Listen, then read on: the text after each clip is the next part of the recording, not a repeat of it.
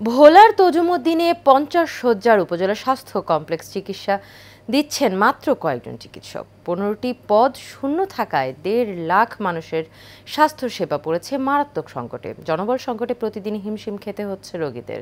মেহেদী হাসান মামুনের তথ্য এবং চিত্রে বিস্তারিত জানাচ্ছেন শোয়েব সাত্তার লিজন। ভোলার তজুমুদ্দিন উপজেলা স্বাস্থ্য কমপ্লেক্সে চিকিৎসা দিচ্ছেন মাত্র একজন চিকিৎসক।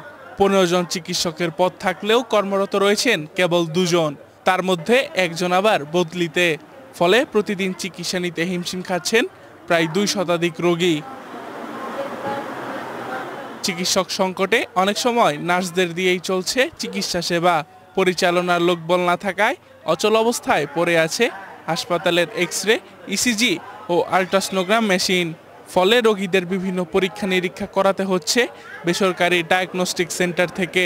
ছোটখাটো যে কোনো সমস্যা নিয়ে তাদেরকে জেলা হাসপাতালে পাঠানো হয়, জেলা হাসপাতাল থেকে তাদেরকে আবার বিভাগীয় হাসপাতালগুলোতে রেফার করা হয়। তজুমুদ্দিন হাসপাতালে অতি দ্রুত পর্যাপ্ত ডাক্তার সরবরাহ করা হোক, নার্স সরবরাহ করা হোক। এই 3 দিনের ভিতরে অত পর্যন্ত ডাক্তাররাই আমাদেরকে জিজ্ঞেস করে নাই তোমার বাচ্চার গতিটা কি। দ্রুত লোকবল নিয়োগ না দিলে অচল অবস্থা থেকে উত্তরণ সম্ভব না বলে জানান এই চিকিৎসক। যতটুকু সেবা দেওয়া সম্ভব আমরা সেটা অবশ্যই চেষ্টা করি সেবা দেওয়ার জন্য। আর আমাদের আশা থাকবে যে আরও চিকিৎসক পদায়িত হবে।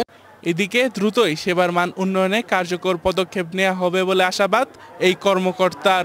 তীব্র সংকট, এই বিষয়ে যাবতীয় তথ্যপত্র আমি তাদেরকে প্রেরণ করেছি এবং আমি আশাবাদী যে ইনশাল্লাহ ভালো একটা কিছু হবে। উপজেলার হাজারো মানুষের সেবা নিশ্চিতে দ্রুত পদক্ষেপ নেওয়ার দাবি স্থানীয়দের। শোয়েব সাত্তার লিজন, এশিয়ান টেলিভিশন।